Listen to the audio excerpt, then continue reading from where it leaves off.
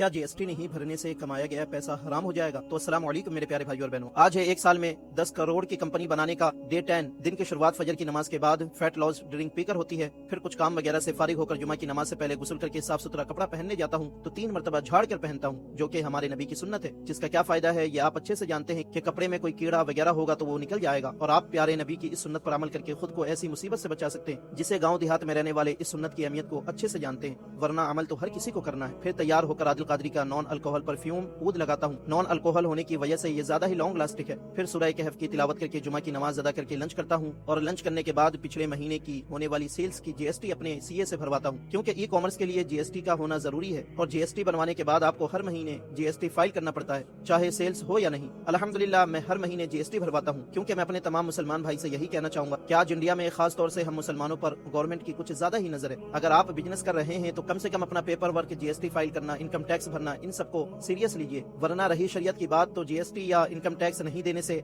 आपका कमाया गया पैसा हराम नहीं होगा, लेकिन इस्लाम ये जरूर कहता है कि आप जिस मुल्क में रहते हैं उसके कानून पर अमल करें और ऐसा टैक्स जिससे आप फायदा उठा रहे हैं, जैसे कि पानी और बिजली का बिल भरना जरूरी है, इसकी चोरी बिल्कुल भी जायज नहीं है। लेकिन ऐसा टैक्स जिसका हम इंडियन को फायदा नहीं पहुंच रहा, बल्कि हमारे दिए गए पैसे से नेता वगैरह अपनी जेब भर रहा हो, करप्शन कर रहा हो, न सड़कें सही करवा रहे हो, न स्कूल में न हॉस्पिटल में अच्छी फैसिलिटीज दे रहे हो, जो टैक्स हम पर जालिमाना लगाया गया हो, ऐसा टैक्स देना जरूरी नहीं है। लेकिन फिर भी यही कहूंगा कि एज इंडियन मुस्लिम अगर आप बिजनेस वगैरह कर रहे हैं तो जिस बिजनेस के लिए जीएसटी वगैरह बनवाना जरूरी है तो जीएसटी बनवा कर ही बिजनेस करें और जीएसटी भरने की पूरी कोशिश करें, क्योंकि खुद को और खुद के बिजनेस को खतरे में डालने से बचे।